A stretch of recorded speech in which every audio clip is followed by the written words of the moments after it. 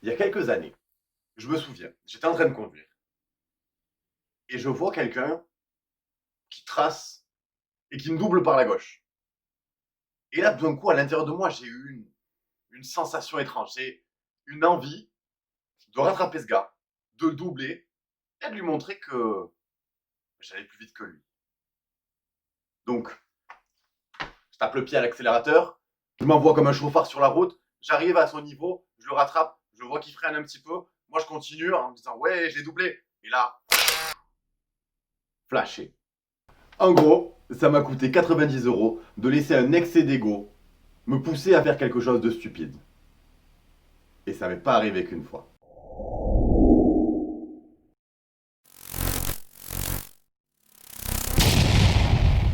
L'ego, c'est quoi?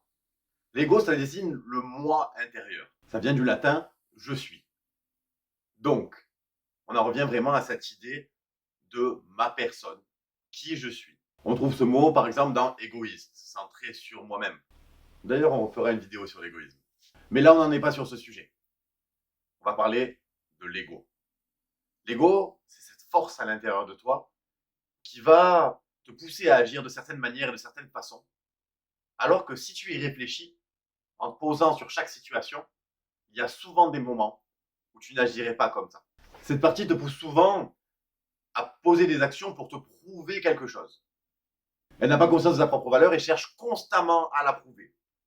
Par des actions, des sensations, des émotions, des réactions, des paroles. Elle est complètement inconsciente. Et elle place continuellement des mécanismes pour pouvoir s'auto-protéger. Se protéger des autres, mais aussi se protéger de nous-mêmes. Parce qu'à partir du moment où on en prend conscience, on a la possibilité de lui donner moins d'importance et donc moins d'impact. Quelques exemples d'excès d'ego, de réactions qui sont poussées par notre ego.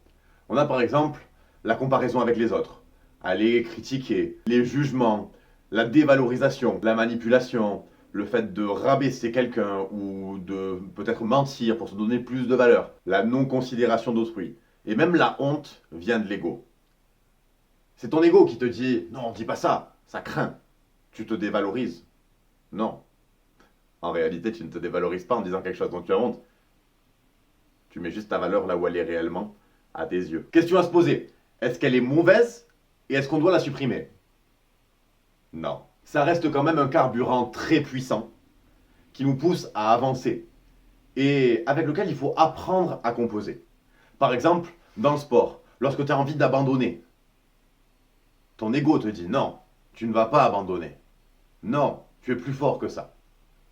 C'est quand même cette puissance à l'intérieur de toi qui cherche à se prouver quelque chose et que l'on peut utiliser intelligemment pour pouvoir atteindre nos objectifs. Donc, à ne pas supprimer. Par contre, est-ce qu'il faut la laisser prendre le dessus sur nous et nous contrôler? Non plus. Elle gère aussi une partie très très importante, c'est le respect de soi. Quelqu'un qui n'a pas d'ego, une autre personne va lui manquer de respect. Si elle est en recherche d'amour ou d'approbation, elle peut se laisser marcher sur les pieds et donc du coup que l'autre personne en face passe sa vie à lui manquer de respect. Donc l'ego est très important, très intéressant par rapport à ça. C'est à prendre en considération, c'est à garder au fond de nous comme une puissance secrète que l'on peut ressortir en cas de besoin, mais qui ne doit pas sortir à tout va pour tout et n'importe quoi. Je considère l'ego comme un cheval aveugle, un puissant étalon aveugle que l'on doit apprendre à dompter, à monter, pour lui donner la direction dans laquelle on a envie d'aller. Si on arrive à dresser, à dompter ce cheval aveugle, on peut voyager sur des kilomètres et des kilomètres sans se fatiguer.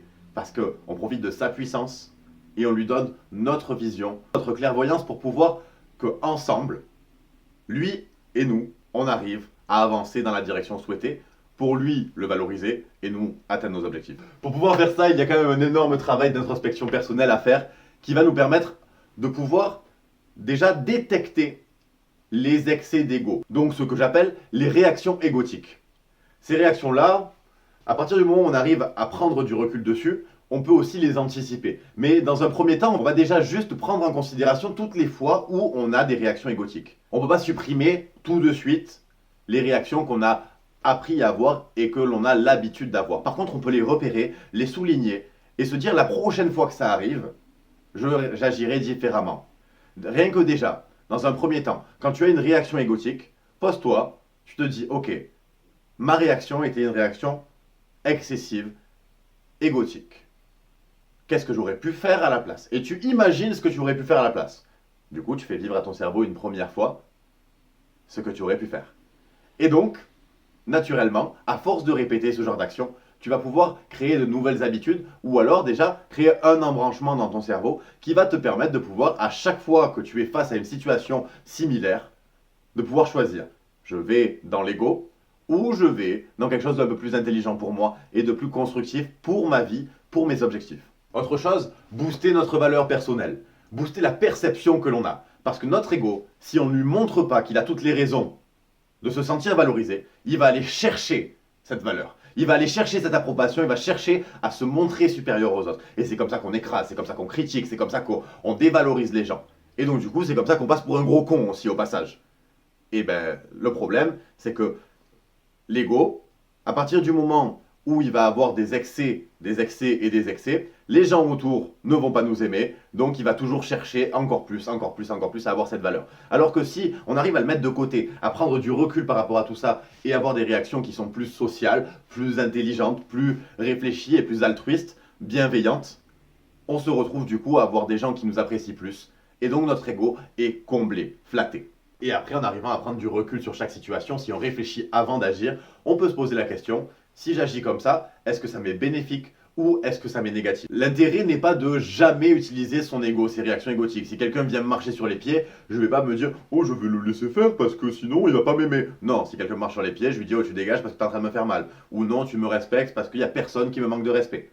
Mais par contre, si c'est quelque chose qui n'est pas grave en soi, ou si c'est juste une personne qui fait sa vie et moi je me sens obligé, par exemple, comme d'accélérer et me faire flasher, ça je me dis, c'est pas utile. Et si on arrive à faire tout ça, on arrive à ne plus agir de manière instinctive, et donc du coup, on arrête d'être contrôlé par notre ego.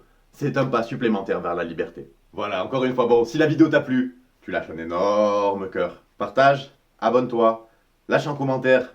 La dernière fois que tu as une réaction égotique, tu es extraordinaire. Dis-le à ton ego.